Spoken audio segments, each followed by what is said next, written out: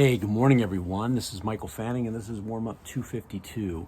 And this morning, I was listening to a very interesting TED Talk about health and happiness, and I'm going to share it. I'll share it with this warm up, but so you can watch it. But anyways, a couple things. And so the question was, what makes a good life? That was kind of the topic, right? And what are the things that make a good life? And what was interesting is there was a professor there. A scientist, if you will, and it's the longest standing study of individuals, so over 700 plus people, and it started back 75 years ago at Harvard, and it was a group of men, and basically what they did is they're studying them every single year just to see how their life played out, right, in terms of happiness and health. And so now, they're in their 90s now, and he was giving this talk, and so he said it was interesting. They did a questionnaire to millennials, right? So to millennials, just asking, if you could see your future better self, what do you think the things that you need to do now that are going to allow you to be that future better self and have success and happiness in life? And what was interesting is 80% of them said to get rich. Right? 80% said to get rich, and 50% said to be famous, rich and famous. And so here's what they found from this 75-year study out of Harvard, is that the one thing that was most obvious for health and happiness into our senior years was relationships. Period. Relationships. Quality relationships. And here's the three things that they uncovered from this study. It's not the number of relationships, but the quality of the relationship. So the challenge we face today is there's a lot of people today who think that social media is a relationship. It's not.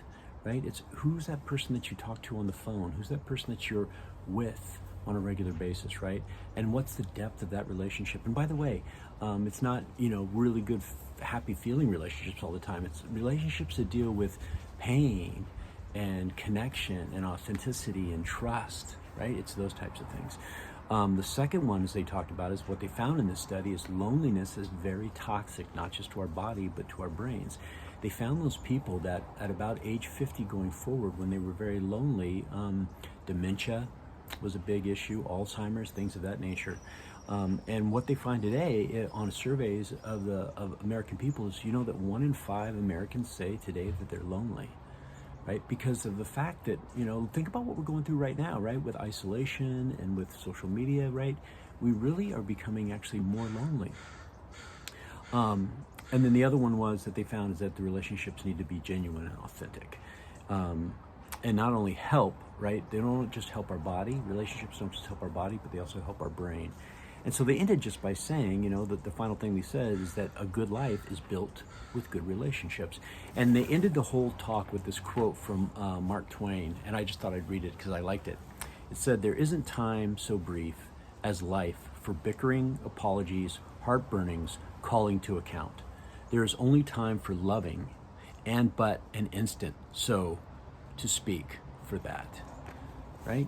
So here's, we're at the end of the week, so this weekend, maybe go cultivate some relationships that you haven't given the effort to in the past that you need to do.